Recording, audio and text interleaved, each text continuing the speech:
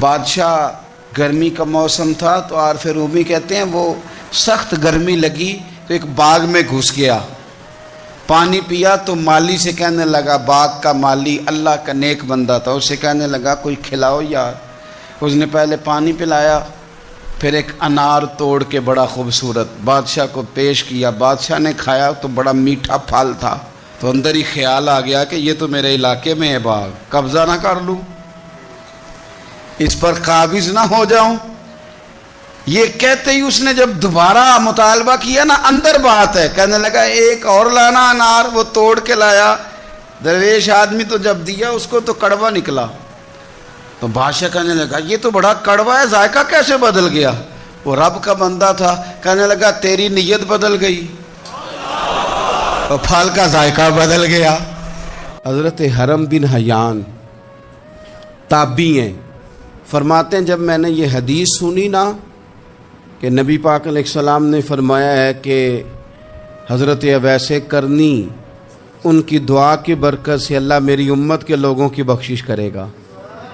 اور جب میں نے یہ سنا کہ حضرت مولا علی جیسے لوگ، حضرت عمر فاروق جیسے لوگوں کو جبہ دے کے بھیجا گیا ہے، اور حضور نے بھیج کے کہا ہے کہ اویس سے کہنا میری امت کے لیے دعا کرے، تو فرماتے ہیں میرے سینے میں لو لگ گئی کہ میں حضرت اویس کرنی سے ملوں، میری طبیعت لگ گئی، میرا شوق آ گیا کہ میں خواجہ اویس کرنی رضی اللہ تعالیٰ عنہ سے ملوں۔ میں نکل پڑا، اللہ کے بندے کے لیے نکلا۔ حضرت حرم بن حیان کہتے ہیں، اس کو ابن الجوزی نے بھی لکھا ہے، داتا گنج بخش علی اجویری نے بھی لکھا ہے، کہتے ہیں میں ڈھونڈنے لگا حضرت اویس کرنی کو، بڑے شہروں میں گیا پر وہ ملے نہیں۔ داتا صاحب کہتے ہیں وہ حال والے آدمی تھے، ان پر بھی حال تاری رہتا تھا، اسی کسے دے کچھ نہیں جے لگ دے تے نہ کوئی ساڈا دردی، وہ بھی اپنی کیفیت میں رہتے تھے۔ داتا صاحب نے لکھا ہے جب دنیا ہستی تھی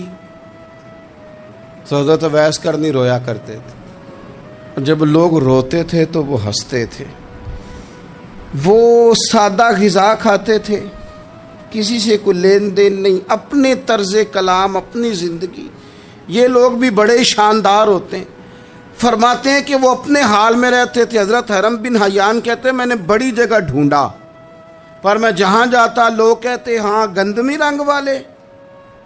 ہاں جن کے چہرے پر کچھ برس کے داغ ہیں، وہ جن کا چہرہ اور وجود بڑا روب والا ہے، وہ اویس کرنی۔ کہتے ہیں میں ڈھونڈتا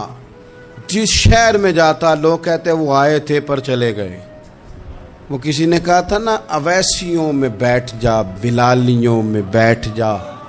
صفیں تو سب بچھی ہیں، تو عشق والیوں میں بیٹھ جا۔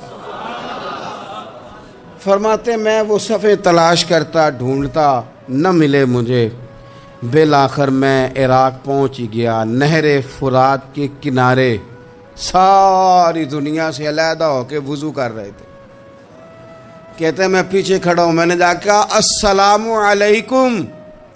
تو حضرت اویس کرنی چہرہ اٹھا کے کہنے لگے وعلیکم السلام حرم بن حیان۔ تو میں نے کہا حضور آپ مجھے جانتے ہیں؟ فرمانے لگے عارف تو روحی من روحی کا، میری روح تیری روح کی جاننے والی ہے۔ کہتے ہیں میں نے کہا حضور کو نصیحت کر دیں، تو فرمانے لگے پہلی نصیحت تو یہ ہے کہ آج کے بعد مجھے ملنے نہ آنا، میں نہیں پسند کرتا، میں تنہا رہنا چاہتا ہوں، مجھے نہیں شہرت اچھی لگتی، میرا نہیں دل کرتا لوگ میرے پیچھے بھاگیں، آج آیا ہے آج کے بعد نہ آنا، بس چھوڑ دے مجھے میرے حال پہ، میں اپنی زندگی اپنے حساب کے مطابق گزارنا چاہتا ہوں، تو آج کے بعد نہ آنا۔ اور پھر فرمانے لگے اگلی نصیحت یہ ہے کہ جو رب نے تجھے دے دیا ہے نا اس پہ راضی ہو جا، اگر اس پہ راضی نہیں ہوگا تو تکلیف میں رہے گا۔ فرماتے میں نے پھر کہا میرے لیے دعا کر دیں، تو انہوں نے ہاتھ اٹھائے، کہنے لگے یا اللہ میری اور اس کی جنت میں ملاقات کرا دینا۔ تو انہوں نے چہرے پہ ہاتھ پھیرے اور فرمانے لگے اب تو جا، میں کوشش کروں گا تجھے دعاؤں میں یاد رکھوں، تو بھی کوشش کرنا مجھے دعا میں یاد رکھنا۔ فرماتے ہیں یہ کہتے کہتے نا وہ راستہ بدل گئے، اور گلی کا کونا وہ جب مڑے تو پھر میں ڈھونڈتا رہا، دوبارہ زندگی بھر ملے نہیں، لیکن میرا پیار سچا تھا، وہ مجھے ویسے تو نہیں ملے پر خواب میں کئی دفعہ مل جاتے ہیں، اور خواب میری وچ بھی آیا ماہی، تے میں پھر وہ گل وچ پا لئیاں باواں،